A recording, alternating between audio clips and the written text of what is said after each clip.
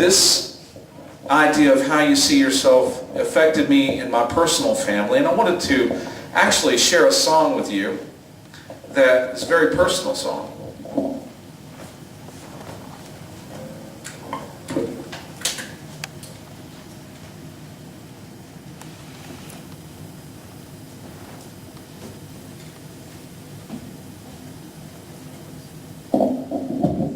This was a song that I wrote for my grandfather that I never knew. He died in 1958, 6 years before I was born. His name was Theodore. And I'll let the song tell the story.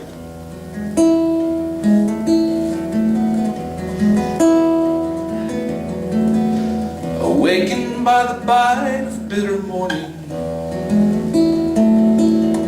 nestled up inside a darkened alleyway, another dreary day of life is dawning, and those around him wonder why he stays. He pilfers through the garbage for he used to smoke, that those from another world have cast aside.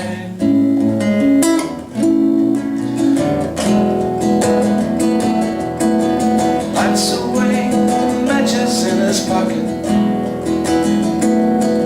and he lights away the last shred of his pride.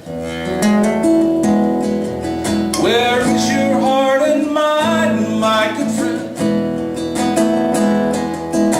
Not the place for you, but for those who have met their end. You have a wife and family that long to be with you.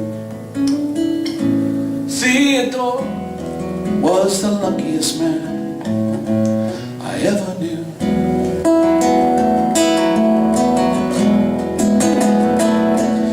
He's awakened by a 5 a.m. alarm clock, with a million worries running through her mind.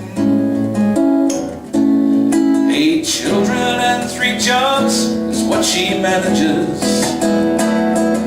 and it soaks up every last drop of her time.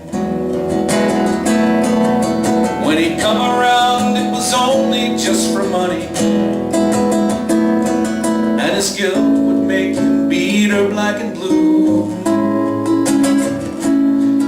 Several months again before she'd see him, just when exactly he never knew. Where is your heart and mind, my friend? This is not the place for you, but for those who have met their end. You have a wife and family that long to be with you. Theodore was the luckiest man I ever knew.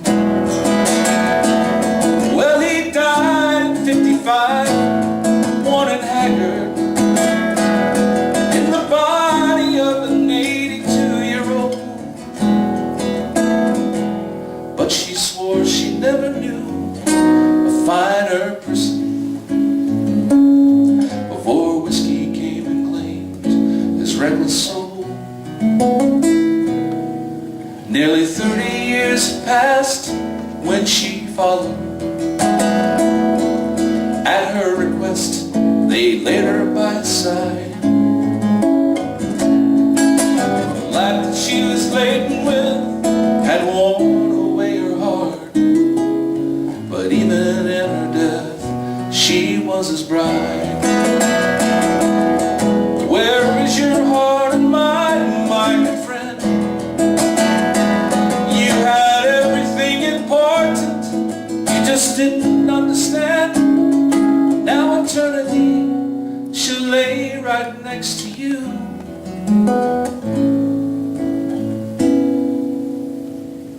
Theodore was the luckiest man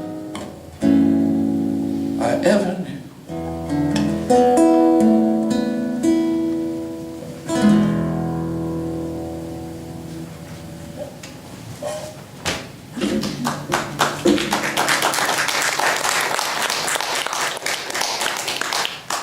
So, despite the demons that my grandfather had, my grandmother never lost sight of his face in God, of who he was. So she had 8 children, and when she was on her deathbed, or right before she knew she didn't have much longer to live, she was riddled with all kind of ailments in her later years. And she told my mother, she goes, "I want to be buried next to your father." And my mom said, "You never stopped loving him, did you, Mama?" She says, "No." She goes, "Before he started drinking, he was the finest man I ever knew. The finest man." He never knew my mother. He met her twice in her life.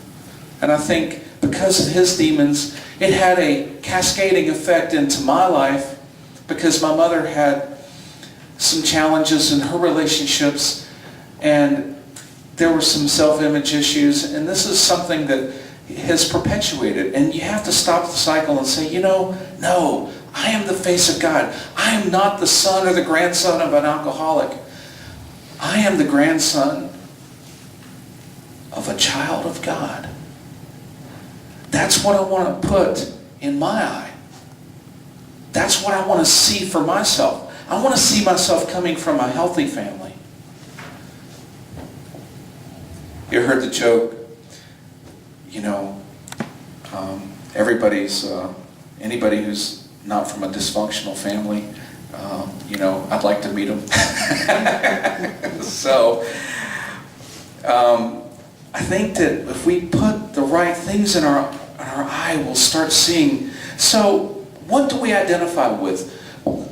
Sometimes it's easier to see the greatness in other people, and like who are our heroes. One of my personal heroes is Richard McDeesey, and I know you guys know Richard McDeesey. I love Richard like a brother. Richard is somebody who is committed to his faith, committed to his songwriting, his skill, committed to the forwarding of new thought, principles, and music, empowering music into the world.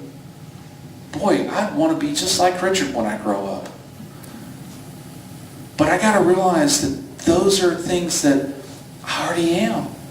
Those are values that I hold in my own heart. And I guess from people who are in coaching, and maybe Teresa knows this, those core values that we identify with. So sometimes when we can't see that greatness in us, we can see it through others. Those things that touch our own heart are the things that we are. You see it in someone else, it is in you. You identify with that quality. So I wanted to just take a moment as we close this talk today, and I wanted to do just a little exercise. And I want you to think about those people that you admire. I want you to think of just one hero you have. You can close your eyes. Just give yourself a second to think of somebody you really look up to. And I want you to then ask yourself, what is the quality in them that you identify with?